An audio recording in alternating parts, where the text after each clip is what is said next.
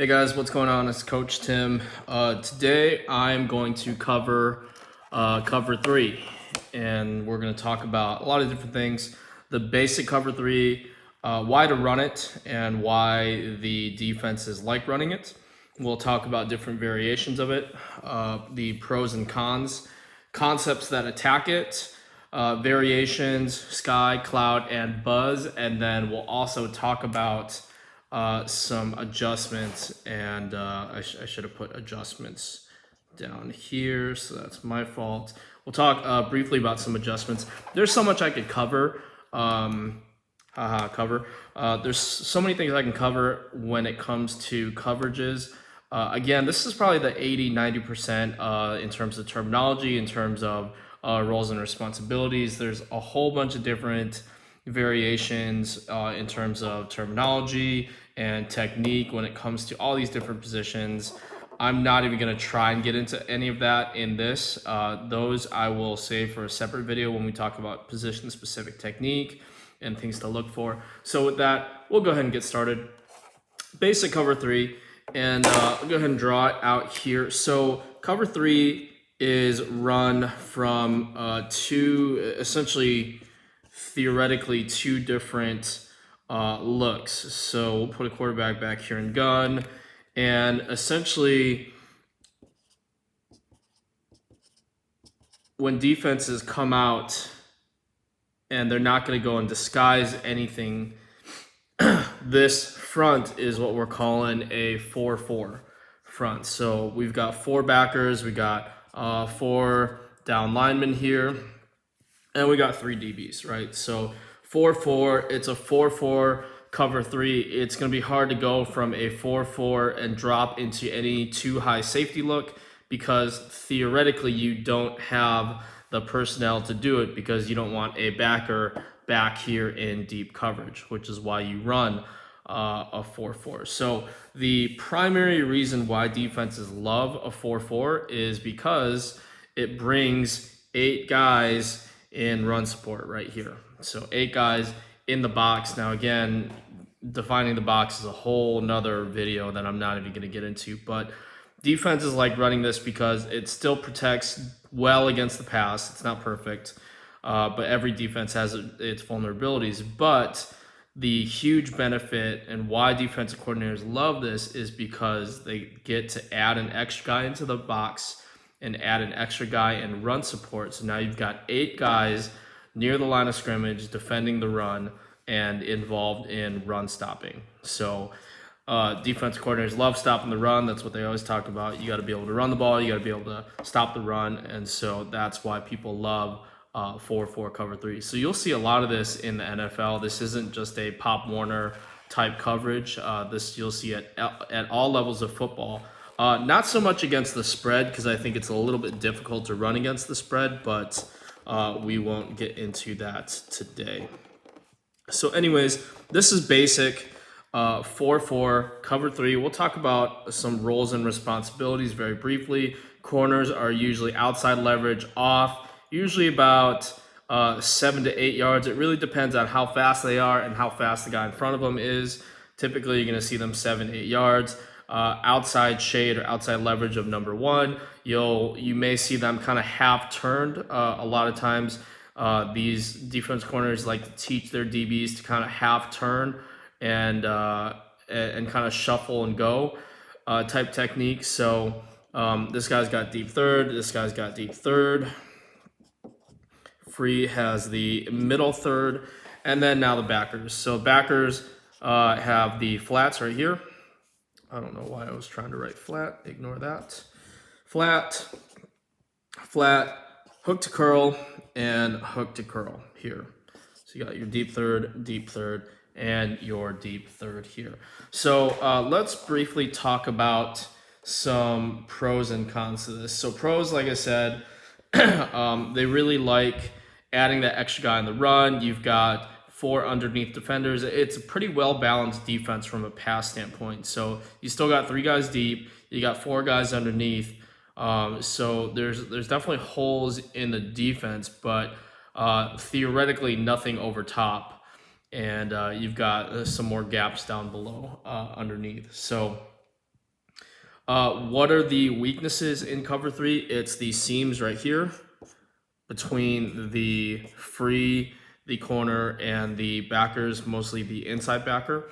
And then usually you want to pick on the weak side flats as well. Now in this case, when we got the backers all the same, it's kind of hard to tell where the weak side and the strong side is, and that's really more dependent from our offensive perspective. In this case, it's really dependent on personnel and who we want to declare as the weak side backer and who we want to declare as the strong side outside linebacker. So, and even that terminology right there can kind of throw you for a loop, because your weak side outside backer is probably going to be a little bit smaller but a little bit faster, more closer to a nickel, versus your strong side guy is your Sam, and it's going to be a little bit typically bigger and ready to take on your tight ends. But in the cases that we're going to talk about in a second, where you have a rover coming down, then you want to go and find that Will, because he ends up being that weak side backer in the flat. So again, weaknesses in cover three: seams, and then the underneath, usually the weak side flats. Where the weak side is, it kind of depends. I won't get into that too much today, but there's definitely holes and people that you can pick on in cover three when you see cover three. So that's some of the pros and cons. Concepts that attack it. So let's actually, I'm going to skip to the variations first, and then we'll talk concepts. So when we talk about variations of cover three, there's basic, which is out of a 4-4 look. And then you've got sky, you've got buzz, and you've got cloud over here, right? And these you're gonna see more out of a, for now, I'll just put 4-3 here. That's the front that you're gonna see that typically. So let's talk about what that looks like and what the difference is for those. So the first thing you gotta know is these zones will stay the same. The thing that changes is who goes to what zone. And you'll kind of see pre-snap that these guys will start aligning slightly differently. So right now we'll go over a sky right look. So sky right from the defense's, from the offense's perspective. So usually you got a corner starting out here. You've got, we'll call a rover or a strong safety over here. Plenty of names for the strong safety. So you got your deep third here. I'm going to erase the 4-4 for a second. So this is roughly where these guys are going to start. You've got a Mike over here. And then you've got an outside backer probably right around here. And again, if I wanted to be more precise, theoretically, this is the Sam, and this is the Will in this case. So it starts off looking like a 4-3. These guys line up, and where they start, it looks like a 4-3 coverage. So cover two or possibly cover four, cover two man. That's what it looks like to start. And this is where cover three gets a little bit fun, and why I like to run it when I'm working with defensive guys is it's very easy to go and disguise this and still maintain the integrity of your coverage. What do I mean by that? That's where these three terms, sky, buzz, and cloud, come in. So the way to understand and learn this very, very quickly, and these are very common football terms, is sky, buzz, and cloud. Okay, S is for safety, buzz is for backer, and cloud is for corner. Okay, now how do I know what coverage is what? Whatever the coverage is, so if it's sky, the S tells you who, the first letter of the word tells you who has the flats. So in this case, the safety, which I should be really, really clear here. And for now, I'll just call this guy a backer, and this guy is the strong safety. just so I line up with the letters properly. So if somebody's got to cover the flat, somebody got to cover the third, somebody has to cover hook to curl here. And so again, this is on the right. So if we're running sky right from a defensive perspective, or they're running sky right, then what happens is that safety is going to come down and take that flat. The corner is going to drop into his deep third, and then this backer is dropping here, and this Mike is dropping here into these zones. So again, the zones stay the same in cover 3. It's just the rotation on the what I'll call the front side or the play side in this case, or the strong side for the defense. So again, sky, S, it's whoever has the flat. So the safety has the flat, and then after that, you're just figuring out what the corner and the backer have. Well, that backer wouldn't drop into deep third, the corner will, and so naturally everything else kind of falls into place. Nothing really changes on the backside in this case. The free still has deep third in the middle, corner still has deep third on the outside, Will has the flats, Mike has hook to curl on the left. It's really just these guys forming that triangle and starting to move around and shift around. So that's sky right there. Now let's talk about buzz. So sky and cloud, you're going to see, and that's a lot more common at the youth and high school level. Where you're going to see buzz is when you start getting into college and hopefully the pros one day. You're going to start seeing this guy come down in run support and insert inside. Very, very sneaky, very, very deceptive. You won't see a lot of it, but people, I have seen at the high school level, people will run it at times. So again, buzz, the B tells us that the backer's going to the flat. So the backer's going to the flat. Who has this zone? Well, it has to be the safety. We're not sending the corner. We're not crisscrossing the corner from this side, and he's not going to pass the backer just to get to the zone. So the rotation goes this way, where that corner drops deep again, that safety comes down, and the backer takes the flat. And so again, that's buzz right here. B for backer, sorry. I know there's a light right here. Okay, last one is cloud. So if we follow our rules, which again, football makes sense at the end of the day, we got to follow our rules. So if we follow these rules, these guys have made it easy to memorize these things. Okay, cloud, who has the flat? Well, in cloud, the corner has the flat.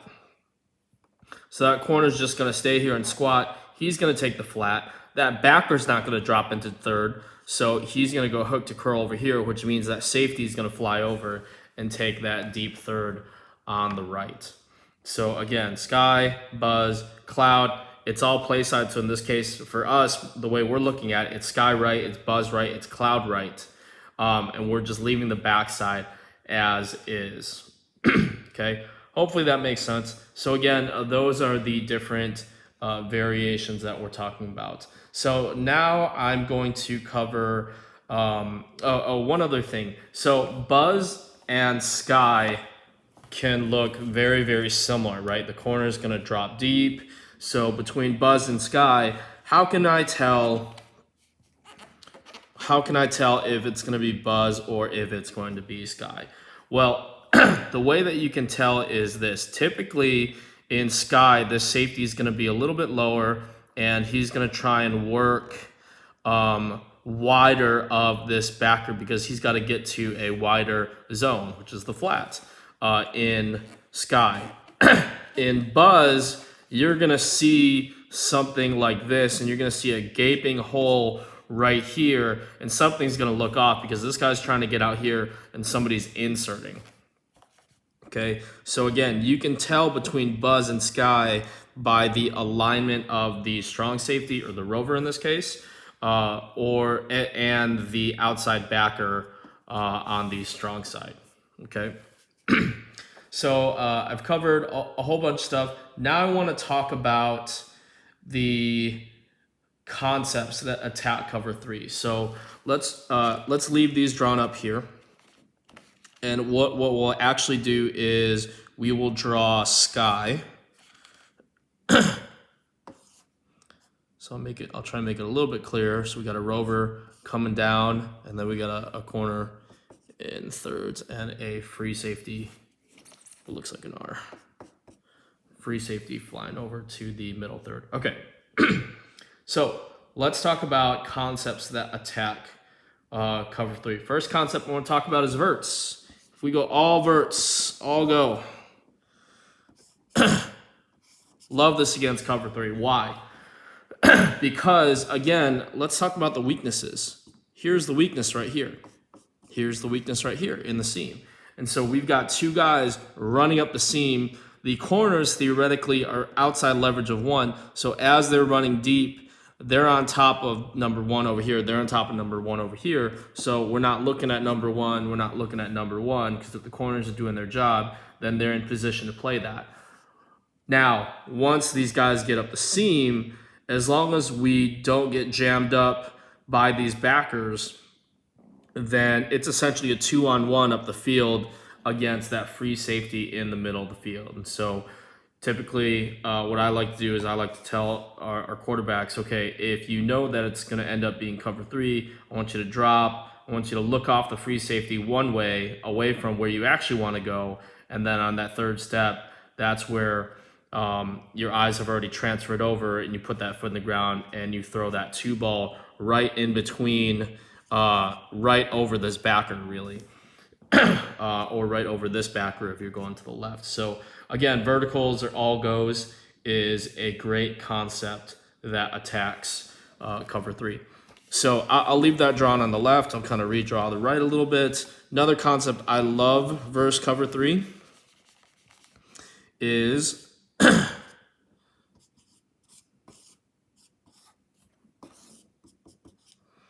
another concept I love versus cover three is curl flat.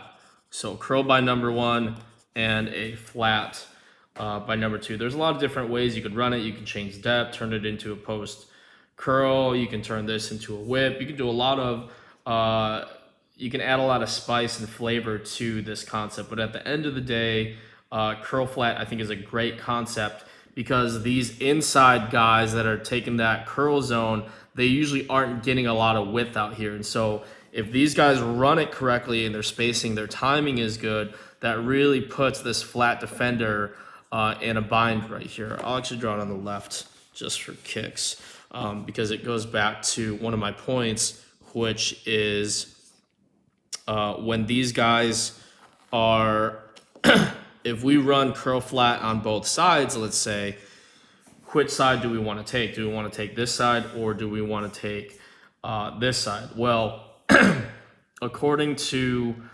the common sense teachings of football and attacking these defenses, we actually want to take this side and pick on this will. Reason why is because theoretically this rover is more athletic than this will when it comes to pass coverage.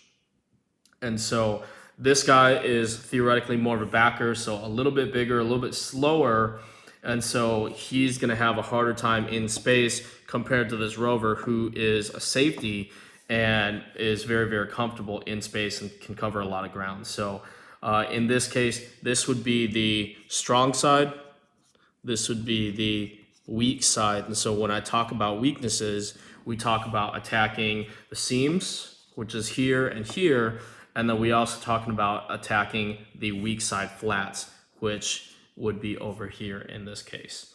So talked about verts, talked about curl flat. I'm going to try and get through some of these other ones rather quickly, because I don't want to make these videos too long. Another great concept is slant arrow. Again, because you've got one guy out here underneath, and it's essentially a 2-on-1. This guy's got outside leverage on this backer right now, and we can go, and he's usually not even in the picture. Usually he's going over here or he's up. So you've got a huge amount of space to play with as a quarterback and as a pair of receivers over here running slant arrow. And so because you got a lot of room, you can hit that window, hit that slant and stride. If he starts turning and running with this, if he jumps down and bites that, or if he kind of waffles and plays that, you hit that arrow right now and he gets you some yak right away. So slant arrow, another great concept against cover 3. I want to cover 2 more real quick, and then I'll let you guys go and you guys can take your quiz. I'll draw it on this side. I love smash against cover 3. Reason being is because usually they're just going to give you that out, and you want to take that out all day. Or I'm sorry, the hitch. You want to take that hitch all day until that corner gets sick of it and sick of making tackles, and he starts coming down and biting, and then you pop it over the top. But smash is a great concept. The one thing I'll say about smash that's so important is any of these hitches on the outside, and this goes for cover 4 as well, but any of these hitches in cover 3, they have to be on time, and they have to be on the outside shoulder. They have to be on the outside shoulder because that corner is going to react and come down. And then the other reason is it has to be outside shoulder and it has to be on time, because this will, if you take too long with your feet, this will is going to start jumping into that window. And this is where a lot of pick 6 happen, is because of this guy. And quarterbacks throwing late and throwing all the way to the outside, and these guys getting a good jump and a good read on a poorly timed or inaccurate throw, and they take it to the house. So again, if we're throwing outside hitches, like in smash or all hitches or hitch seam, whatever the concept is, if we're throwing that hitch, we want to throw it on time and we want to throw it outside shoulder. So I talked about verts, I talked about curl flat, slant arrow, smash. Last one I want to talk about is slant seam. Now this is a great one, and I like running this because one, it attacks the seams here, and it also puts a lot of pressure on these outside backers because one of the adjustments, and I'll start getting into adjustments that defenses make. So a lot of teams, when they see cover 3, they're just going to start popping the seams, and that's what you want to hit. Everybody knows that. Even the defense knows that. So one of the adjustments that these guys do is anytime this guy tries to go vert, these backers, instead of flying out to the flat, they're going to carry, which means they're going to turn and run with this guy man. So again, they'll do a carry technique. It's not everybody does it. A lot of teams will make that adjustment, will make that call based on how much they get hit and how much they get hurt in the seam. So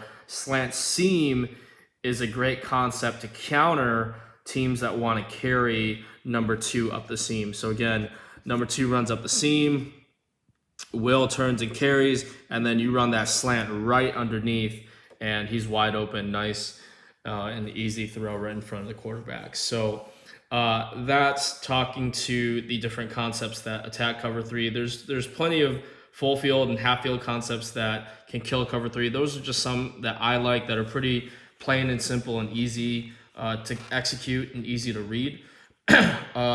Last thing I want to cover is guys disguising corners, like disguising cover 3 by showing press bail. And so they'll come up and they'll sit right in front of that receiver, that number 1 receiver, and they'll go and look him in the eye, and they'll look like they're going to press, and then they'll jam initially, and then they'll jam, and then they'll turn and they'll sprint as fast as they can to continue to stay on top and get into their deep third. So that's one technique that corners like doing, is press bail. You'll see that against too high, or you'll see that in too high coverages as well. So cover 4, cover 2, you will see some press bail as well from the corners. So again, technique by the corners, press bail, and that's kind of a disguise / adjustment.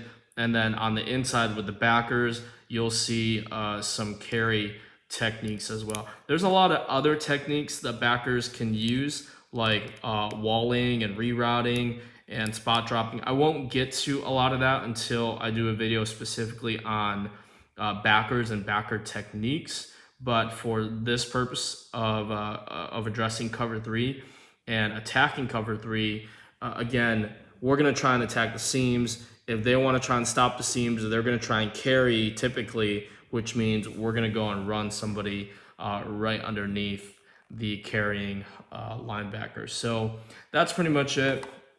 Just to review, we talked about basic cover 3, why run it. We've talked about cover 3 out of a 4-4 and a 4-3 too high look.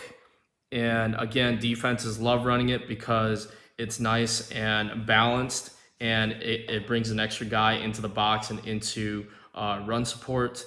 That's the pros. The cons is it kind of leaves you open in the seams, and there's some other weaknesses like the weak flats. But as far as pros go, we can also defensively do a lot of disguising with cover three, and especially from a too high look, you can start rolling and doing a lot of fun stuff like buzz. Again, concepts that attack it: verticals, curl flat, slant arrow, smash, slant seam, all great concepts that should hurt cover three and work against cover three. Again, we talked about hitches on the outside and the importance of timing and accuracy when throwing those hitches, like in smash, or all hitches, or hitch seam. And then lastly, talked about different adjustments like corners, disguising, press bail, and backers carrying in cover three, carrying number two up the seam. So with that, I will go ahead and wrap it up. Thank you guys so much for watching. Check out the quiz. I think it's really important for you guys to watch the video at least once, if not 2 or 3 times, and really absorb this information, and then try and take the quiz and see how you do. And if you get things wrong or things get confusing, go back to the video, watch it again, take a look. And it's just so important to continue watching and continue absorbing these so you get more and more comfortable understanding it. And honestly, guys, one of the best ways to learn this is to try and teach it to somebody else. And so you young quarterbacks, especially, if you want to try and see how much you know and see how much you've actually learned, try and take this and teach it to your mom or your dad and see if they understand it, because that's where the proof is in the pudding there in terms of whether or not you know your stuff, is if you can go and explain it coherently to somebody else. That worked for me in college in terms of getting an A in physics, because I always had to go and help other people with their homework. And by helping others with their homework, I got really, really good at understanding the concepts of physics and being able to teach it. So with that, thank you guys so much for watching. Be sure to like or subscribe. Have a good night.